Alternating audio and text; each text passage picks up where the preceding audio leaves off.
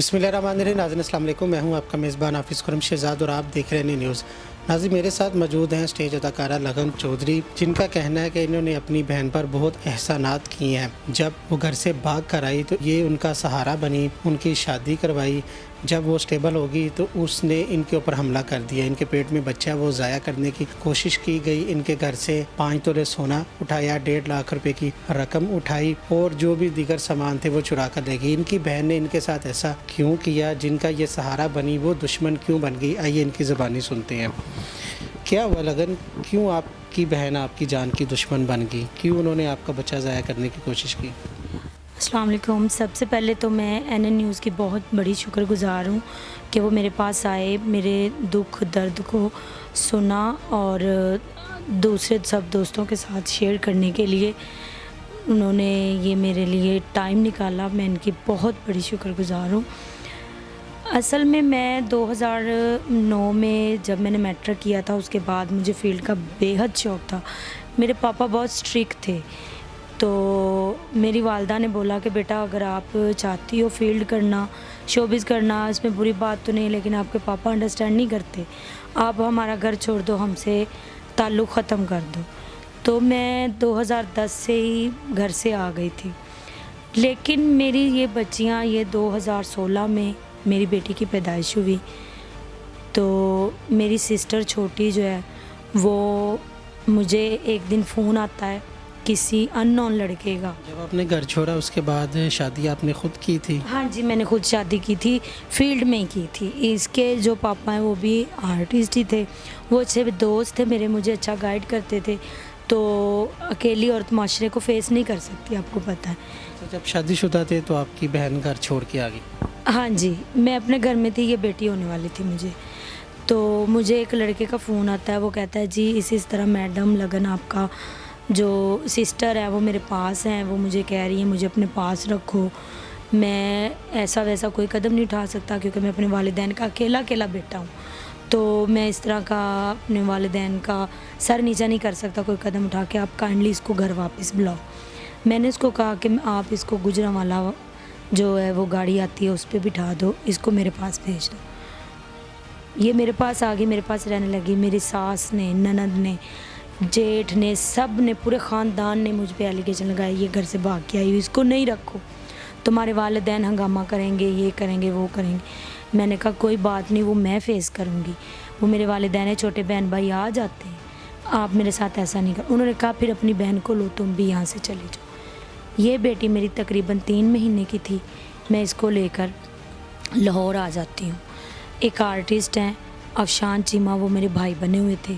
मैंने उनको फ़ोन किया, मैंने कहा मुझे आप अपने साथ मकान में रख लें, मैं आपको हाफ़ रेंट दूंगी, बिल वगैरह जो भी सिस्टम होता है मैं अपने हिस्से का दूंगी। मैं इनको छोड़ के चली जाती हूँ सादकाबाद ड्रामा करने।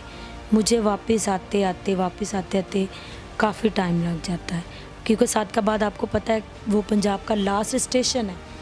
तो जो मैं ड्रामा करती मुल्तान, साहिवाल, आरववाला, ये वो सादकाबाद गई, वैसे ही वापसी पे ड्रामा करती आई। और आपको पता 4 वीक गुजरे तो 1 महीना गुजरे।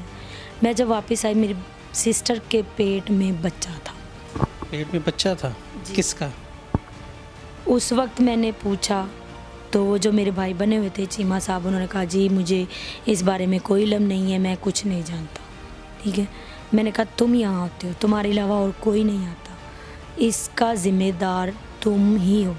मैंने अपनी सिस्टर से पूछा, वो रोने लग गई, कहने लगी कि ये मुझे जूस वगैरह पिलाते थे, मेरे लिए खाने पीने की चीज़ें लेके आते थे, तो मुझे तो होश नहीं रहता था, मुझे वहाँ हो जाता था मैं कहाँ पड़ी हूँ कहाँ नहीं।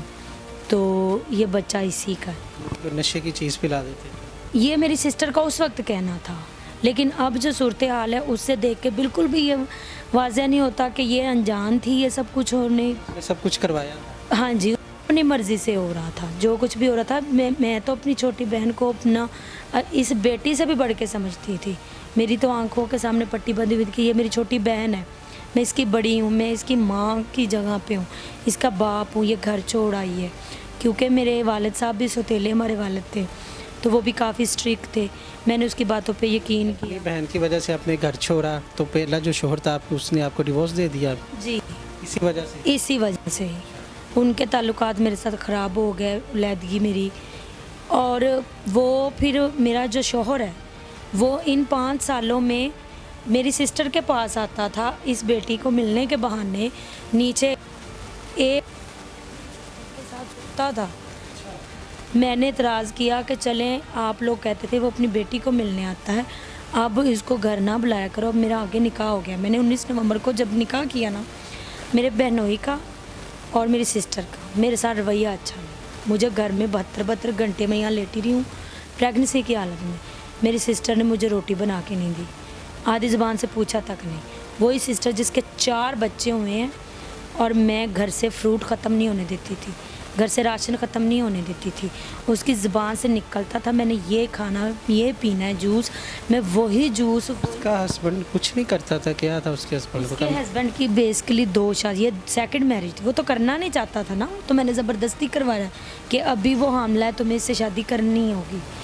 तो वो शादीशुदा था, गुजरांवाला में उसकी फैमिली है, 3 बेटी हैं उसकी। वो टोटल जितनी पेमेंट लेता है उसकी, वो गुजरांवाला में जो बीवी है वो बाउंड है। क्या करता है? आर्टिस्ट है वो? जी, वो भी ड्रामा आर्टिस्ट। वो प्रमोटर के साथ राब्ते में, इसकी पेमेंट कितनी है, आप इसको कितनी दे रहे हैं, कितनी भेज रहे हैं, वो टोटल पेमेंट गिन के लेती है इससे। यहाँ सिर्फ अपनी बहन का घर बसाने की खातर और मेरी बच्ची 4 दीवारी के अंदर रहे, सिर्फ इस खातर मैंने के 4 बच्चे वो अफोर्ड किए, इनको किया। खुद मैं गुजरांवाला में, ज़्यादातर गुजरात में या आउटडोर कहीं भी ड्रामा करने जाती थी, प्रदेश के दिखे खाती थी, लेकिन मैं बिल, किराए, राशन यहाँ पे इनको डालती। मैं ये भी तो कह सकती थी मैं नहीं रह रही, आप लोग मेरा बनाया हुआ सामान फर्नीचर ये वो भी यूज़ कर रहे हो, तो मैं क्यों दूँ तुम्हें। लेकिन मैंने सिर्फ अपनी बहन का मान रखा। वही बहन, मैंने शादी की, मुझे प्रेगनेंसी ठहरी, मेरी बहन ने मेरे पेट में टांग मारी। पेट में टांग दी? उसकी क्या बात? पता नहीं, मैं खुद हैरान हूँ कि इसके 4 बच्चों को मैं सीने से, उनके मुंह से कुछ निकलता था ना, आंटी हमने ये खाना, मैं वही लेकर आती। ये तो वजह होगी ना कि उस हद तक की क्या वजह थी? दूसरी शादी से वो जेलस थी क्या? बस यही मसला ना। अब क्या और इसको खाते थे, अब ये घर बैठ गई है, अब हमारी कमाई बंद हो गई है, हमारा खाना पीना बंद हो गया, अब ये हमारे लिए बेकार। अब कुछ समझ गए। हमला किया, उसने शोहर ने भी मारा? वो रहते थे नीचे, हाँ जी। उसने मुझे इतनी शिद्दत से मारा, मैं अभी आपको तस्वीरें शेयर करती हूँ, इतनी शिद्दत से मारा, यहाँ पे उसने मुझे डंडी काटी, बाइट किया कि मेरा सारा ब्लीडिंग आना शुरू हुआ। और मैं सिर्फ अपने बच्चे की बचाव के खातिर, क्योंकि बार बार मेरे पेट में आया। इस बच्ची को उन्होंने इतना पाला है, इतनी गंदी गाली गलौज की मेरी इस बेटी को कि मैं, मेरे पैरों तले वो ज़मीन निकल गई थी, समझ नहीं आता मेरे साथ क्या। मैं 24 जून को चली जाती हूँ ड्रामे पे, 25 जून को ये मेरे घर के ताले तोड़ते हैं। मैंने इनको कहा भी आप लोग वेट करो, मैं आ जाऊँगी, मैं आपको आपका सामान आपका जो होगा।